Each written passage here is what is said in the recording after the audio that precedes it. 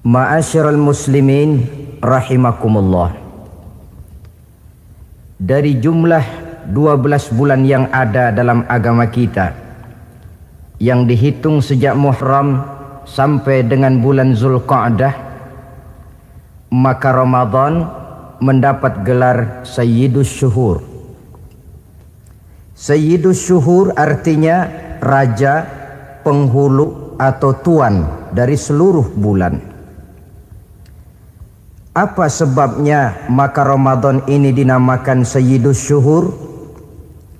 Sebab yang pertama, Ramadan dipilih oleh Allah menjadi bulan tempat di mana pertama kali diturunkan ayat-ayat suci Al-Quranul Karim. Allah tidak memilih Rabiul Awal, tidak Rajab menjadi bulan di mana diturunkan ayat-ayat suci Al-Quranul Karim, seperti yang dijelaskan dalam surah Al-Baqarah ayat 185. A'udzu billahi minasyaitonir rajim. Syahrul Ramadan allazi unzila fihi al-Qur'an hudan lin-nasi wa bayyinatin minal syuhur.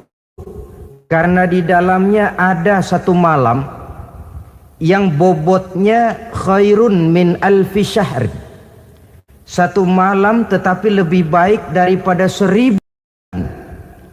Itu dinamakan dengan Lailatul Qadar. 1000 bulan kira-kira 83 tahun.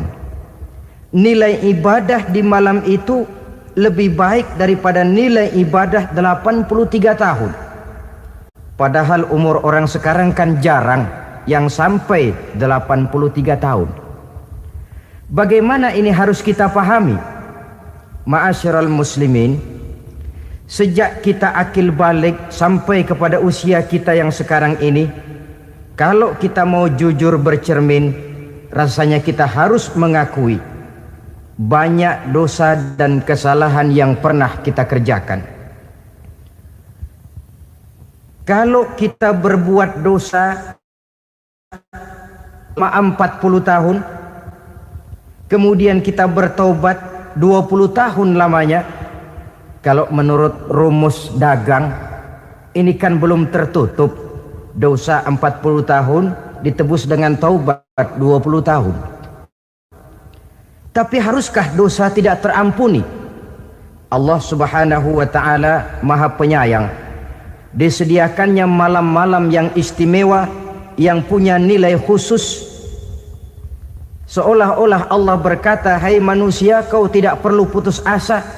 Bagaimanapun banyak dosa kau lakukan, bagaimanapun banyak kesalahan kau kerjakan, nih, aku sediakan satu malam khairun min alfi syahrin, lebih baik daripada 1000 bulan yang disebut dengan Lailatul Qadar. Kapan sih Lailatul Qadar itu? Menurut Al-Imamul Ghazali, Lailatul Qadar itu adanya pada 10 hari yang akhir di bulan Ramadan, terutama pada malam-malam ganjil. Malam 21, 23, 25, 27 dan 29. Tapi orang yang ingin menemukan Lailatul Qadar, dia harus sudah berjaga sejak awal Ramadan. Jadi nggak boleh pakai ilmu ngincer. Tahu ilmu ngincer? Tanggal 20 Ramadan nggak terawih, 21 terawih, 22 perek lagi, 23 masuk lagi, 24 nggak ke masjid. Temannya tanya, kenapa nggak ke masjid? Ini kan bukan malam ganjil, nggak turun Lailatul Qadar. Saya kira yang kayak begini dapatnya bukan Lailatul Qadar, boleh jadi Lailatul Qadar. Orang yang ingin menemukan Lailatul Qadar itu, dia harus berjaga-jaga sejak awal Ramadan. Inilah di antara tugas kita, memanfaatkan waktu-waktu yang punya nilai istimewa. Itu ada dalam agama. Dalam setiap minggu ada hari istimewa. Dalam setiap hari ada jam-jam istimewa. Dalam setiap tahun ada bulan istimewa. Coba, dalam setiap minggu ada hari istimewa, hari Jumat.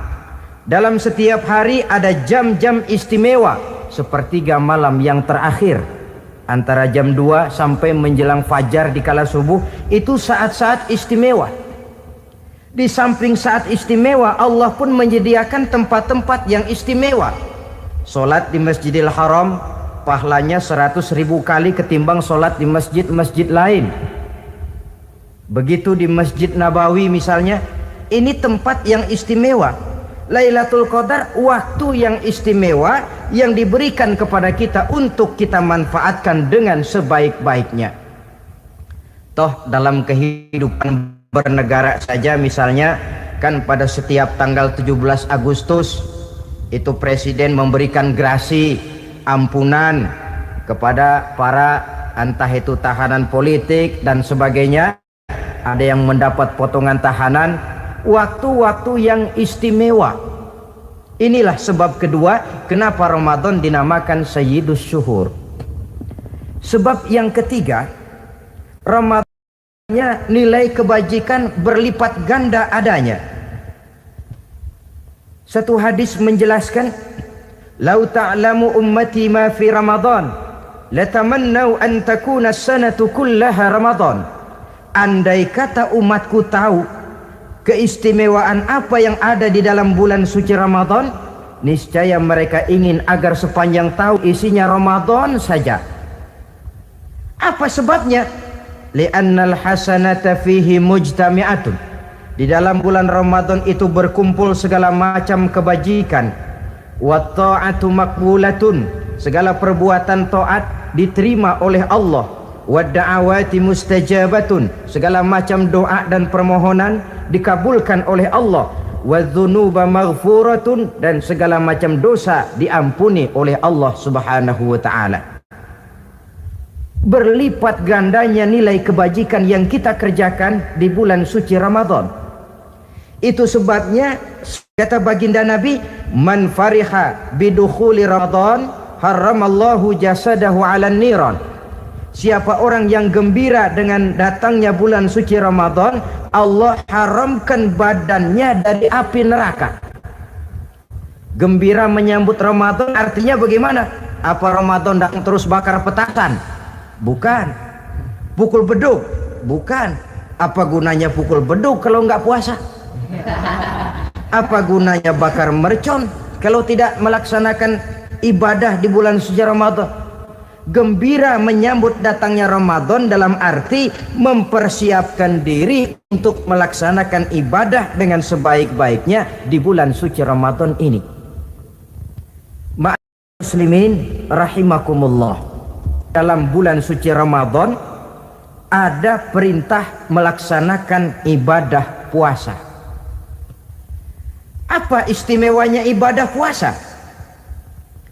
Pertama, yang dipanggil untuk melaksanakan puasa itu iman. Ini panggilan istimewa. Allah menyatakan, "Ya ayyuhalladzina amanu kutiba alaikumusiyam."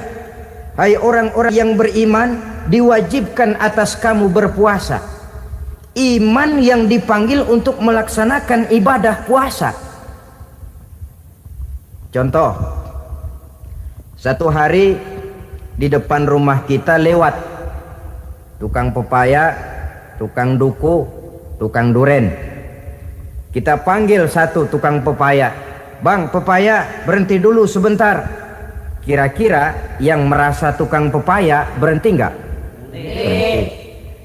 Ini tukang duku sama tukang duren berhenti enggak? Tidak. Tentu tidak berhenti karena tidak dipanggil. Ini Ramadan yang dipanggil orang-orang beriman. Hai orang-orang yang beriman, berhenti dulu sebentar. Berhenti apa? Berhenti makan di waktu siang, berhenti minum di waktu siang. Yang merasa beriman berhenti. Yang tidak beriman langsung. Biar Ramadan siang-siang makan jalan terus, ngerokok ngelepus terus. Kenapa? Tidak beriman, tidak merasa terpanggil oleh ayat tadi. Sekarang tukang pepaya lewat di depan rumah, kita panggil, "Bang, pepaya, berhenti dulu."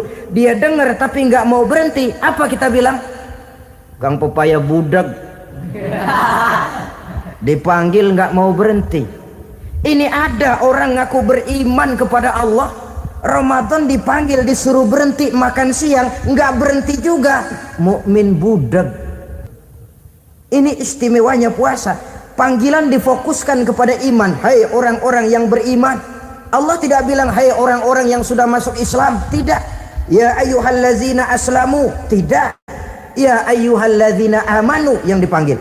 Hai orang-orang yang beriman. Nilai nurani yang paling dalam itu yang dipanggil melaksanakan ibadah puasa. Lalu orang beriman yang bagaimana yang wajib puasa? Pertama, dia sudah balik. Yang kedua, berakal sehat. Yang ketiga, dia mampu berpuasa. Orang beriman macam ini balik, berakal sehat, mampu melaksanakan puasa. Kalau cukup syarat ini, dia wajib puasa. Kurang syarat, tidak wajib puasa. Jadi kalau di bulan Ramadan ada teman kita tidak puasa, jangan heran barangkali syaratnya kurang. Cukup dalam hati saja, ini orang kurang syarat, makanya nggak puasa. Pak, itu teman saya kok nggak puasa? Nggak puasa, nggak puasa. Dia bukan orang beriman kali ah. Orang yang tidak beriman itu tidak wajib puasa. Beriman kok Pak? Iman, tapi nggak puasa, nggak puasa. Belum balik kali ah. Belum balik, cuma badan doang gede. Bongsor kali itu, belum balik. Sudah kok Pak, sudah balik, sudah. Tapi nggak puasa, enggak. Gila kali dia ah. Akal itu tidak wajib puasa. Waras Pak, dia tidak gila, tidak. Barangkali dia tidak mampu melaksanakan puasa karena terkena uzur syar'i. Ini keistimewaan puasa yang pertama yang dipanggil melaksanakannya iman. Keistimewaan yang kedua, oleh karena yang dipanggil iman, maka puasa dinamakan ibadah sirriyah, ibadah rahasia. Kalau kita sembahyang, orang lihat kan? Lihat enggak? Lihat. Kita bayar zakat, orang tahu. Kita pergi haji, apalagi pergi haji sekampung nganterin. Tapi kita puasa atau tidak puasa, yang tahu kan cuma kita dan Allah saja. Pura-pura sedekah nggak bisa. Pura-pura sholat ketahuan, gerakannya mesti canggung. Pura-pura pergi haji, kemana perginya? Tapi pura-pura puasa gampang. Namanya ibadah sirriyah. Bulan puasa jam 8 pagi makan. Keluar rumah bibir lap yang kering. Jalan lemesin dikit, ada angin belaga miring. Temennya tanya, lu lemas amat, gue lagi puasa nih. Orang lain bisa dibohongi, sebab puasa memang merupakan ibadah sirriyah yang tahu cuma kita dan Allah saja. Karena dia ibadah rahasia, puasa ini sulit terkena penyakit riya. Ibadah yang lain karena kelihatan orang gampang kena penyakit riya, to show only. Sholat karena kelihatan orang gampang kena penyakit riya. Karena saya jadi imam, misalnya di belakang saya lihat ada mertua, wah saya bikinlah sembahyang saya mantap-mantap, pakai serban, pakai siwak, bahasanya saya paseh-pasehin kayak orang 16 tahun di Mekah. Wah, ufolli fardwal maghribi salasa raka'atin Allahu Akbar. Surahnya saya cari yang panjang-panjang, paling pendek sabbihis sama wadduha. Akibat apa itu? Riya, di belakang ada calon mertua. Tapi kalau sholat sendirian dalam kamar, boro-boro pakai serban dan siwak, kadang-kadang kaos kutang saja cukup. Surahnya jangan sabih sampai wadduha, langganannya inna a'toinakal kautsar sama kul huwallahu ahad. Karena sholat terlihat orang mudah kena penyakit riya. Sedekah pun begitu. Mulanya niatnya cuma mau sedekah 5.000 karena ada orang yang segani, naik 10.000, yang 5.000 sudah karena orang. Jadi ibadah yang lain itu mudah terkena riya, tapi juga mudah dinilai orang. Kita bisa saja bilang itu orang sholatnya khusyuk ya. Kenapa? Kelihatan dari gerakannya. Itu orang hajinya mabrur ya. Kenapa? Kelihatan dari tingkah lakunya setelah pulang haji. Tuh orang sedekahnya berani ya. Kenapa? Ketahuan dari jumlahnya. Ibadah yang lain bisa dinilai, tapi puasa nggak bisa dinilai. Tuh orang puasanya mantap bener ya. Kenapa? Beludah melulu. Itu bukan ukuran. Itulah sebabnya dia dinamakan ibadah sirriyah, ibadah yang abstrak, yang tahu cuma si pelaksana dan Allah saja. Ini keistimewaan puasa yang kedua.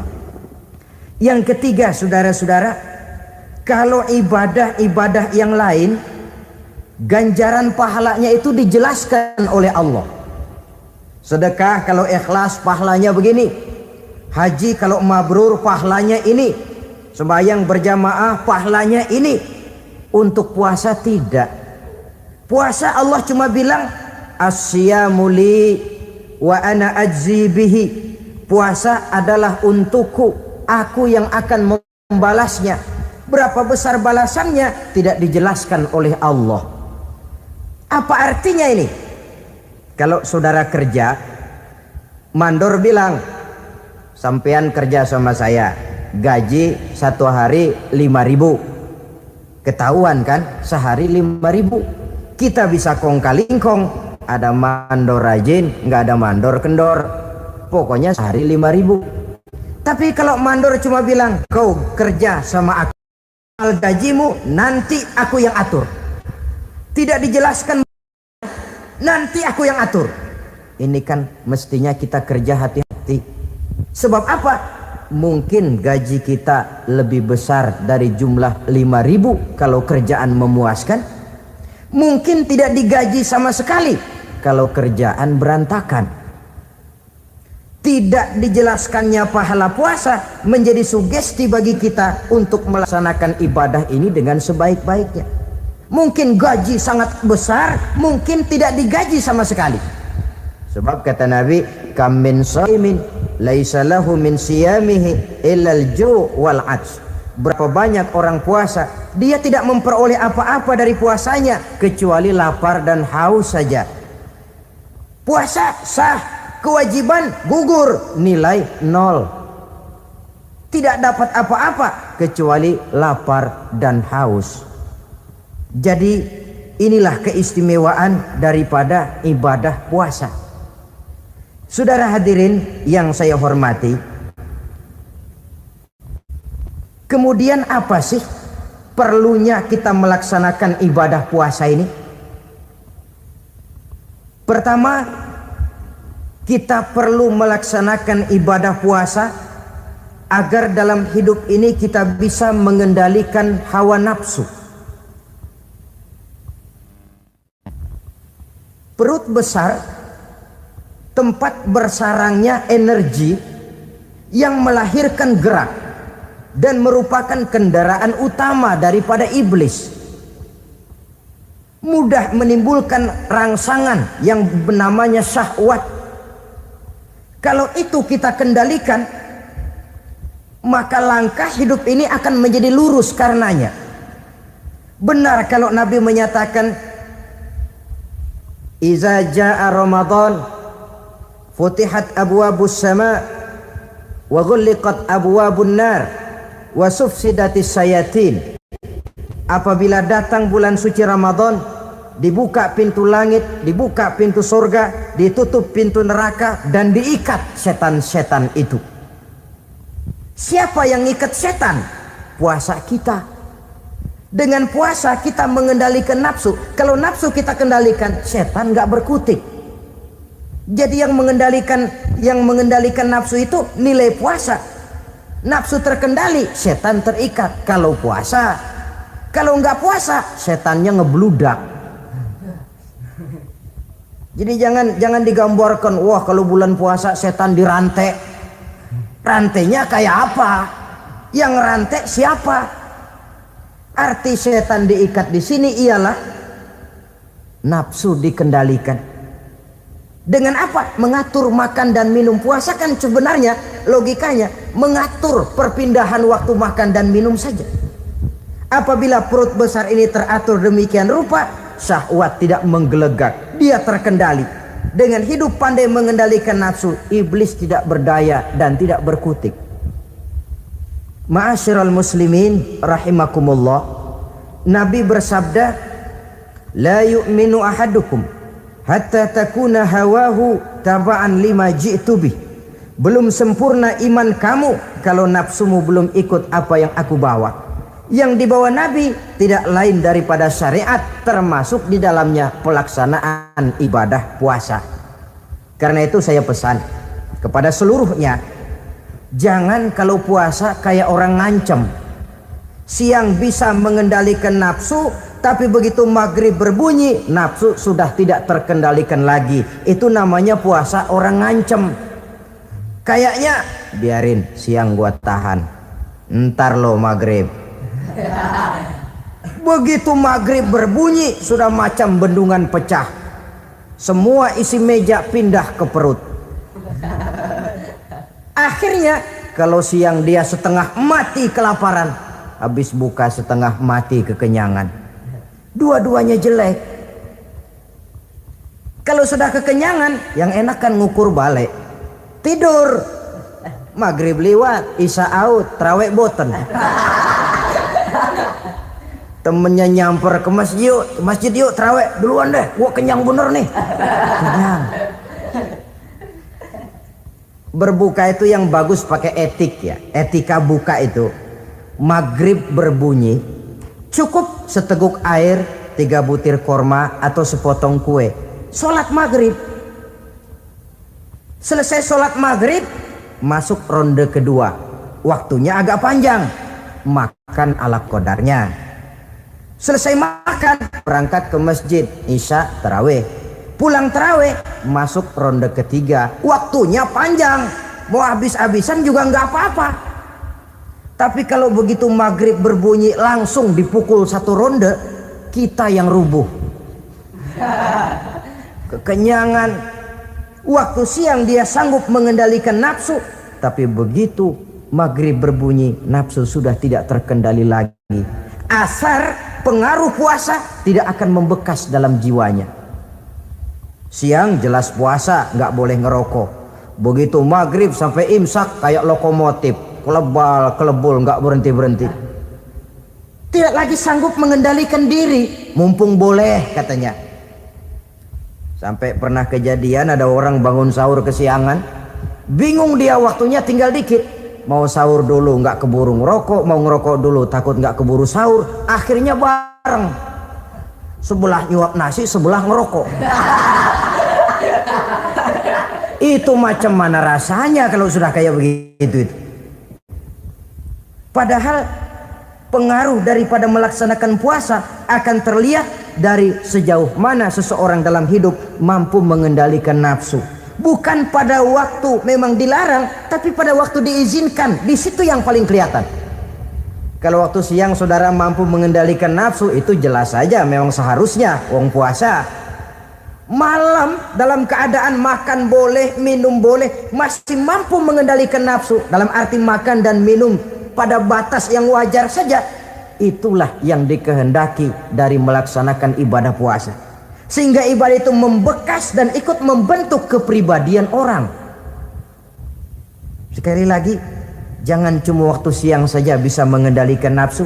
Di waktu malam pun dalam kondisi yang memang dihalalkan, kita juga hendaknya mampu mengendalikan nafsu.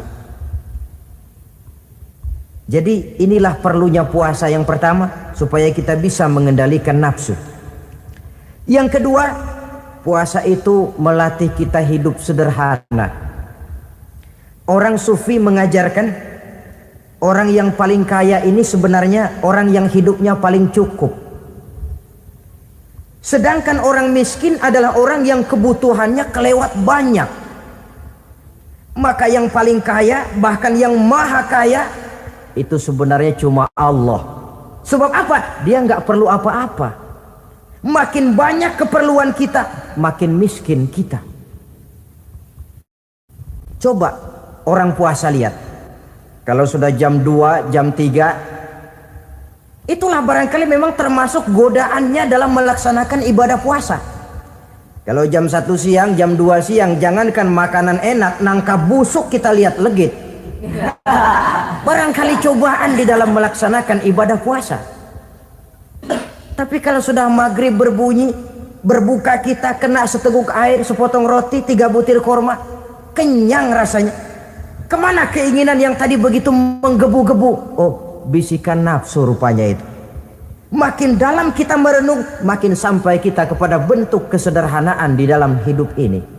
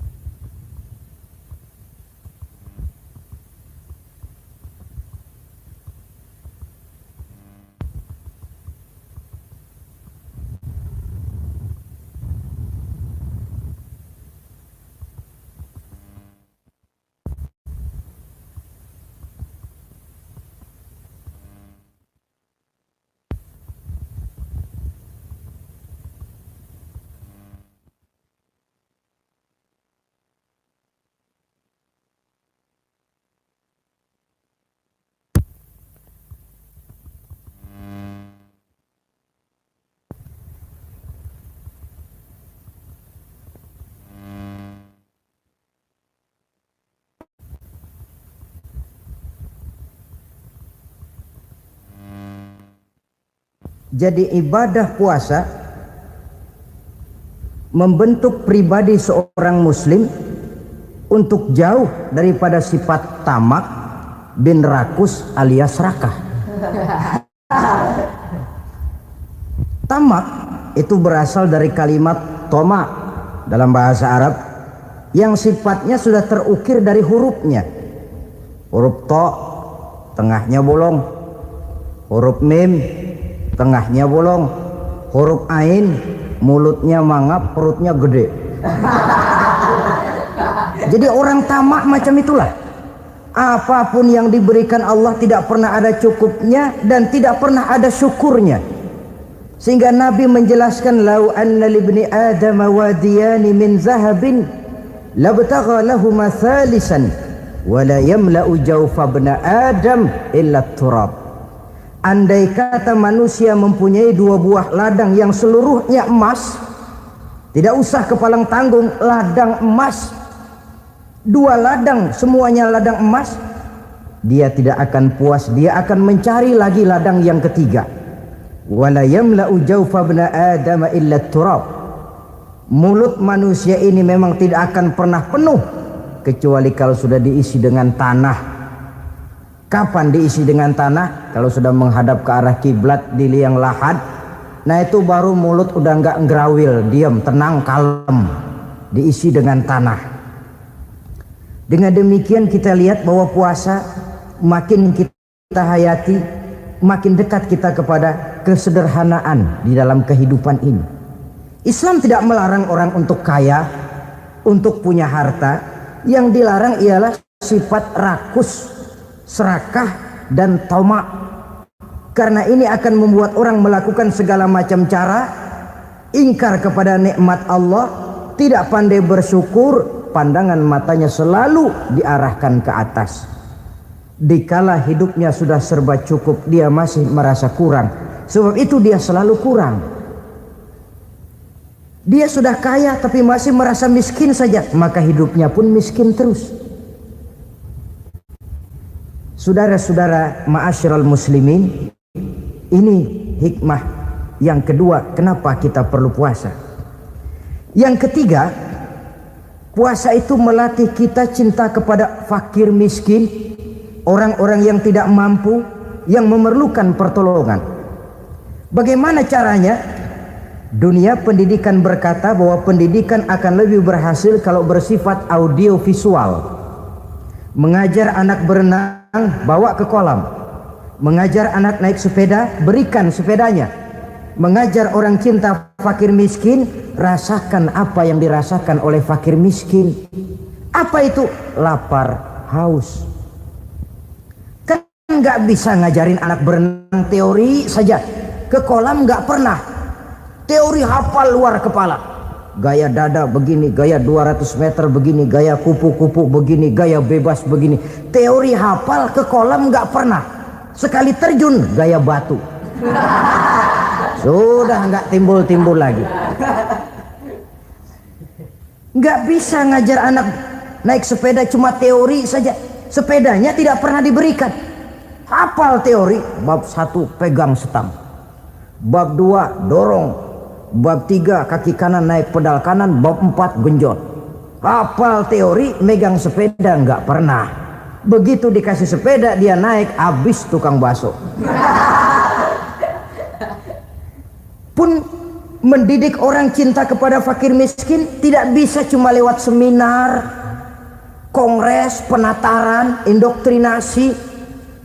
Diadakan simposium, seminar, diskusi supaya orang cinta kepada fakir miskin, tapi yang bicara orang kenyang semua. Bagaimana hati ini mau peka?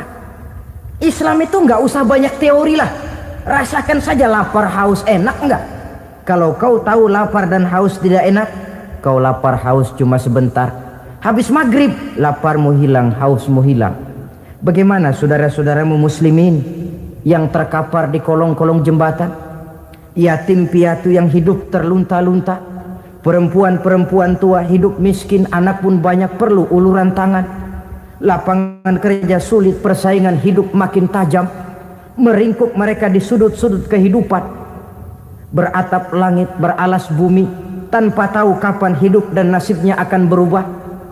Di situ pekalah hati untuk hidup tidak cuma buat kepentingan diri dan perut sendiri saja, tapi mampu memberikan pertolongan sesuai dengan kemampuan kepada mereka yang memang memerlukan. Sebuah hadis menyatakan, irhamu ahlal ardi yarhamkum man fis sama. Sayangilah apa yang ada di permukaan bumi, nanti yang di langit akan sayang kepadamu.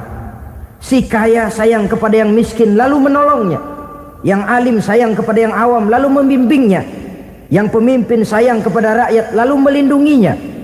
Yang di langit akan sayang kepada kita, akan turun rahmah berlimpah, akan tercipta keberkahan dan ketenangan dalam hidup.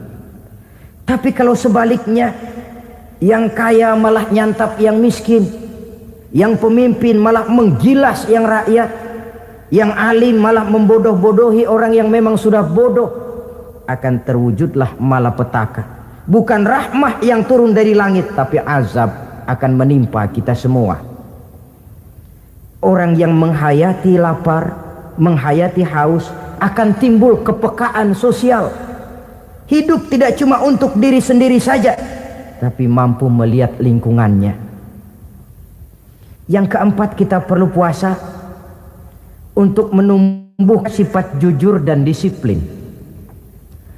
Coba lihat, kalau tengah hari bulan puasa, andai kata saudara masuk ke dalam kamar seorang diri, saudara kunci dari luar, lalu saudara makan, tidak seorang pun tahu. Tapi kenapa itu tidak kita lakukan? Ada semacam perasaan malu, malu kepada Allah. Iya, orang lain tidak tahu. Iya, manusia bisa saya bohongi, tapi Allah. Atau umpamanya waktu sholat zuhur, saudara sholat zuhur di masjid, umpama ketika ngambil air wudhu, giliran ke kemur, saudara korupsi dikit aja, telan. Jangankan orang lain, teman wudhu sebelah pun tidak tahu itu. Tapi kenapa tidak mau kita lakukan? Rasa malu kepada Allah. Di sini sumber nilai timbulnya kejujuran dan disiplin. Bukan berupa undang-undang mati yang dipaksakan dari luar, tapi timbul dari dalam jiwa dan nurani kita sendiri. Sikap jujur dan disiplin. Yang terakhir, kita perlu puasa untuk memelihara kesehatan. Kata Nabi, sumu tasihhu, berpuasalah kamu, badanmu akan sehat. Sebab apa? Saya katakan tadi, Semua energi dihasilkan dari perut besar sini. Itu makanan yang kita makan, mulai dari keju sampai singkong, mulai dari hamburger sampai combro, masuk perut besar, digiling, lalu ditransfer ke seluruh tubuh oleh perut besar ini. Mekanisme kerjanya persis pabrik besar yang kalau kita hayati, Allahu Akbar, fatabarakallah ahsanul khaliqin. Ini tangan supaya kuat kerja perlu vitamin apa? Kirim ke tangan. Mata supaya awas perlu vitamin apa? Kirim ke mata. Bibir supaya nggak pecah perlu vitamin apa? Kirim ke bibir. Oleh perut besar ditransfer ke seluruh tubuh. Sisanya yang nggak perlu keluar jalan belakang. Kalau perut besar ini terus menerus bekerja, ibarat mesin diforsir, dia akan cepat rusak. Maka datang bulan Ramadan, perut besar itu jangan terlalu diporsir, diberikan tenggang waktu istirahat. Sehingga Nabi memberikan jaminan, sumu tasihhu, berpuasalah kamu, pasti kamu akan sehat. Buktinya orang mati kelaparan banyak, tapi yang mati karena puasa, kalau puasanya betul, nggak ada. Maka Islam itu agama yang sesuai dengan fitrah, ya. Buktinya apa? Puasa wisol itu bukan saja tidak boleh, tapi haram. Puasa wisol artinya puasa nyambung, dari pagi sampai maghrib sampai malam sampai besok pagi lagi terus-terusan puasa, haram, karena itu bertentangan dengan fitrah. Islam tidak, cukup dari waktu imsak sampai datang waktu maghrib. Kenapa? Menurut perhitungan itu sesuai dengan daya kemampuan maksimal manusia. Sudah diukur itu. Allah yang bikin manusia kok. Jadi kalau Allah perintah puasa, itu sudah dalam kemampuan daya tampung dari kapasitas yang dimiliki manusia. Orang mati kelaparan banyak, yang mati karena puasa nggak ada. Belum pernah saya dengar ada warta berita, sari berita-berita penting dalam siaran ini, gara-gara bulan puasa orang Islam pada mati. Nggak ada. Yang mati kelaparan banyak, tapi yang mati karena puasa tidak ada. Nabi menjamin, sumu tasihhu, berpuasalah kamu, pasti badanmu akan sehat. Ma'asyiral muslimin, kalau sudah tahu kita apa perlunya kita berpuasa, pembicaraan akan saya lanjutkan bagaimana seharusnya kita puasa. Puasa yang ideal itu yang bagaimana? Al-Imamul Ghazali menjelaskan, orang yang puasa itu ada 3 macam. Pertama, saumul awam, puasanya orang kebanyakan. Orang macam ini merasa sudah puasa asal tidak makan, tidak minum, puasa sudah. Pokoknya tidak makan, tidak minum, itulah puasa. Ini puasanya orang awam. Matanya tidak pernah puasa, kupingnya tidak puasa, kakinya tidak puasa, tangannya tidak puasa. Ini puasa orang awam kebanyakan. Hasilnya tidak mustahil seperti yang dikatakan Nabi tadi. Berapa banyak orang puasa tidak mendapat apa-apa dari puasanya kecuali lapar dan haus. Puasa sah, kewajiban gugur, nilai 0. Kan rugi ibadah semacam itu. Sebab jangan lupa, yang membatalkan itu kan 2. Ada yang membatalkan pahala puasa, ada yang membatalkan puasa. Bedanya apa? Kalau puasa batal, pahala jelas batal. Tapi kalau pahala yang batal, puasanya mungkin sah, kewajibannya gugur, tapi pahala tidak ada. Kalau yang membatalkan puasa sih umumnya kita bisa jaga itu. Sebab apa? Masalahnya konkret, kelihatan. Apa yang membatalkan puasa? Misalnya makan dan minum yang disengaja walaupun sedikit, batal. Sedikit tapi sengaja tidak mengenyangkan, batal. Namanya pentol korek yang kecil itu, sengaja telan waktu puasa, batal. Kan sedikit pak, nggak kenyang kok. Sengaja itu yang bikin batal. Tapi kalau tidak sengaja seperti lupa, itu tidak batal. Misalnya hari pertama puasa, Di sembahyang subuh tidur, bangun jam 8, lupa kebiasaan, langsung aja nyerbu ke dapur. Dapat sepiring setengah, ingat, astagfirullah, lagi puasa, betul. Setelah ingat bagaimana? Yang masih ada di mulut keluarkan, berkemur, lanjutkan puasanya, sah. Perkara sepiring setengah yang udah kadang masuk bagaimana Pak? Itu rezeki. Lawang orang lupa. Lupa itu kan jenis yang ma'fu anhu, jenis yang dimaafkan. Makan dan minum yang disengaja walaupun sedikit, batal puasanya. Apalagi muntah yang disengaja, batal puasa itu. Ukuran sengaja kan kita tahu. Apalagi hilang akal seperti gila atau pingsan, batal puasa. Apalagi hubungan suami istri di waktu siang secara sengaja, batal. Kalau sengaja, kalau nggak sengaja, enggak. Namanya nggak sengaja. Umpamanya, saya nggak sengaja Pak, tahu-tahu udah nyampe situ, gimana?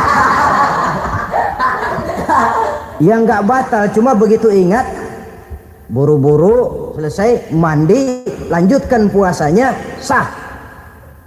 Jangan begitu ingat sih ingat Pak, puasa cuman tanggung. Nah, ini tanggung ini yang bikin jadi batal. Dan jangan lupa, orang yang membatalkan puasa karena hubungan suami istri, dendanya paling berat. Seorang sahabat pernah lapor, halaktu ya Rasulullah, ya Rasul, celaka saya. Ma ahlaka, apa yang bikin kamu celaka? Saya lagi puasa Ramadan ya Rasulullah, saya nggak tahan. Lalu saya nyelonong sama istri saya, pengantin baru ini rupanya. Nyelonong bagaimana? Ya nyelonong.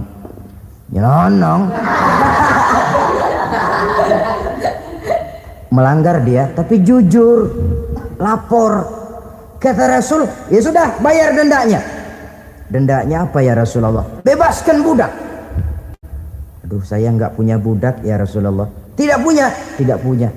Puasa 2 bulan berturut-turut, tidak boleh diselang-seling. Syahraini mutatabi'aini, 2 bulan berturut-turut, tidak boleh diselang-seling. Gimana? Sanggup puasa 2 bulan berturut-turut? Enggak kuat ya Rasulullah.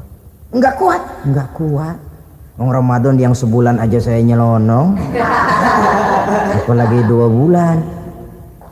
Kalau kau tidak kuat juga, beri makan 60 fakir miskin, 1 orang 1 mod ya Rasulullah. Apalagi jangan memberi makan 60 fakir miskin. Wong istri saya di rumah sehari masak, 3 hari libur. Saya orang susah ya Rasulullah. Saya pikir lagian nih orang kebangetan juga, udah melarat sama larangan berani. Rasul masuk ke dalam kamar, keluar kembali bawa sekeranjang kecil kurma.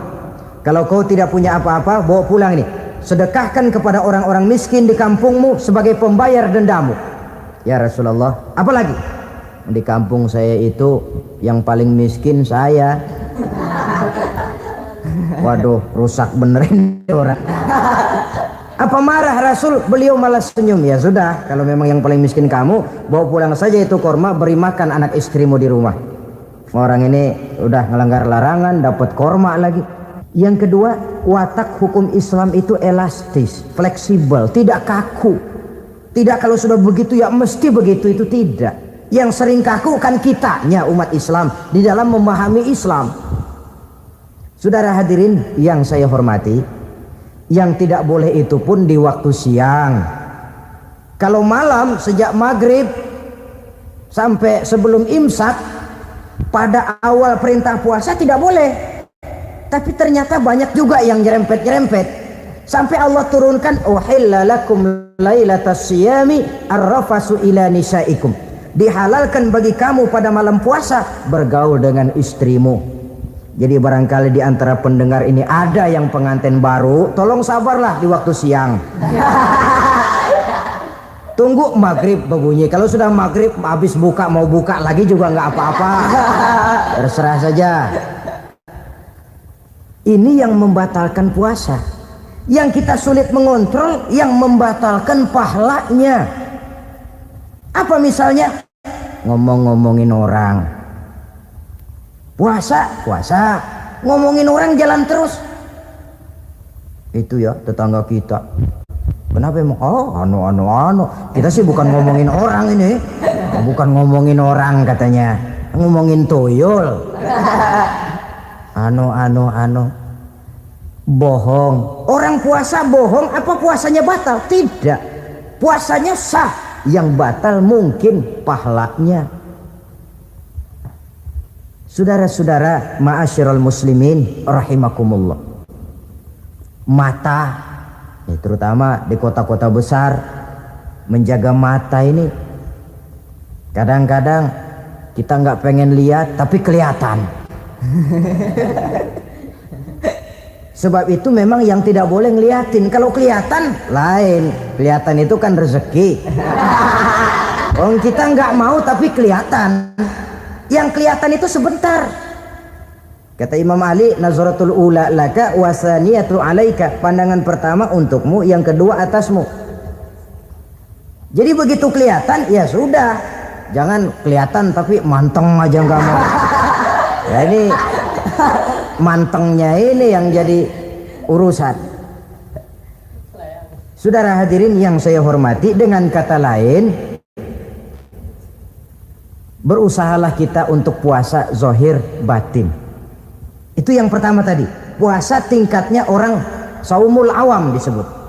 Tingkat yang kedua, saumul khawas, puasanya orang khusus. Bagaimana ini? Di samping tidak makan dan tidak minum, panca inderanya sudah ikut puasa. Matanya puasa, kupingnya puasa. Asal ada diajak ngomong-ngomongin orang, maaf ya, kuping saya lagi puasa. Kakinya puasa, diajak jalan ke tempat yang tidak baik, dia bilang maaf saja, kaki saya lagi puasa. Diajak nyolong, maaf, tangan saya lagi puasa. Tidak cuma sekedar tidak makan dan tidak minum, panca inderanya sudah ikut puasa. Sekurang-kurangnya seperti inilah puasa kita, zahir batin.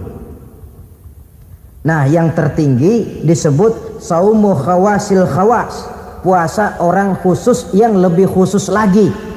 Ini sudah the first class ini, puasanya orang VIP. Bagaimana puasanya orang ini? Di samping tidak makan dan tidak minum, puasa panca inderanya, hatinya juga sudah ikut puasa dari seluruh keinginan yang selain Allah. Wah, ini kelas tinggi. Orang yang puasa macam ini, andai kata jam 3 sore dia berpikir, ntar sore buka pakai apa ya, dia menganggap batal pahalanya. Kenapa? Masih mikirin makanan. Kalau kita kan bukan cuma mikirin, ngancem. Waduh, jam 5 di meja udah berderek es kopior, kelapa muda, cendol. Apa yang mau diminum lebih dulu? Tingkat yang tertinggi ini, hatinya juga puasa dari semua keinginan yang selain Allah.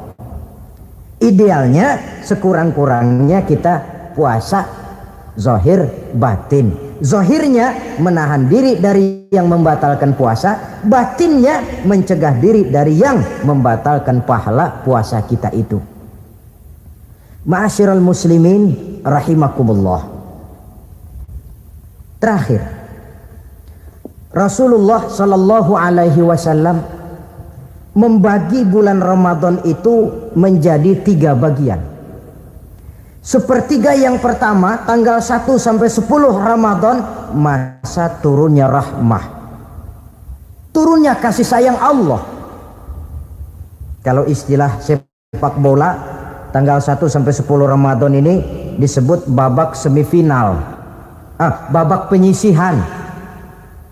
Sepak bola itu kalau baru tingkat babak penyisihan, pesertanya banyak, seluruh kesebelasan turun bertanding, babak penyisihan.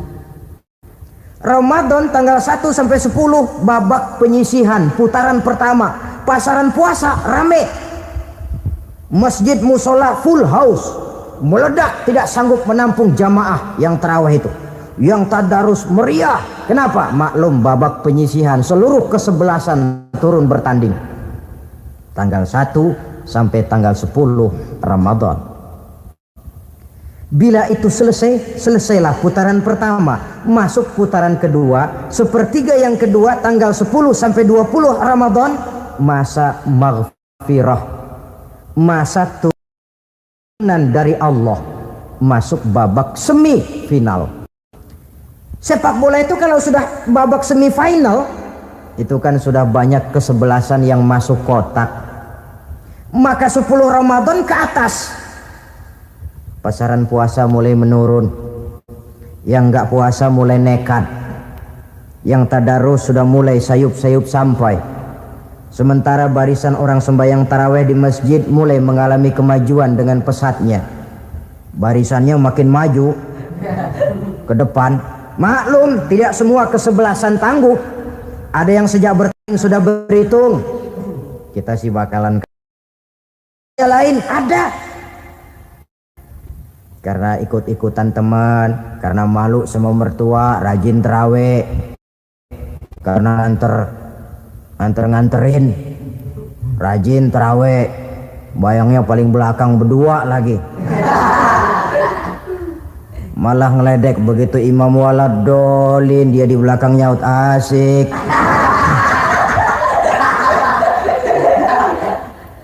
Yang kayak begini ini sudah nggak bakal tahan lama, akan gugur di babak semifinal. Puncaknya putaran terakhir tanggal 20 sampai akhir Ramadan, masa itkun minan nar, masa pembebasan dari api neraka, masuk babak final. Kalau sudah babak final, ya pesertanya nggak banyak sudah. Ramadan tanggal 20 ke atas babak final, pesertanya nggak banyak. Sebab apa? 20 Ramadan ke atas pikiran orang sudah bercabang itu. Yang punya kampung sudah siap-siap mau pulang mudik. Lebaran di kampung. Puasa kayak enggak, yang penting pokoknya lebaran. Yang pegawai negeri gajinya kecil, anaknya banyak, palanya ngebet. Yang belum punya sepatu, belum punya baju, macam-macam problem sehingga konsentrasi ibadah menurun. Padahal Nabi sangat menganjurkan tingkatkan ibadah, la siyama fi asril awakhir, lebih-lebih pada hari 10 yang akhir, tanggal 20 sampai akhir Ramadan.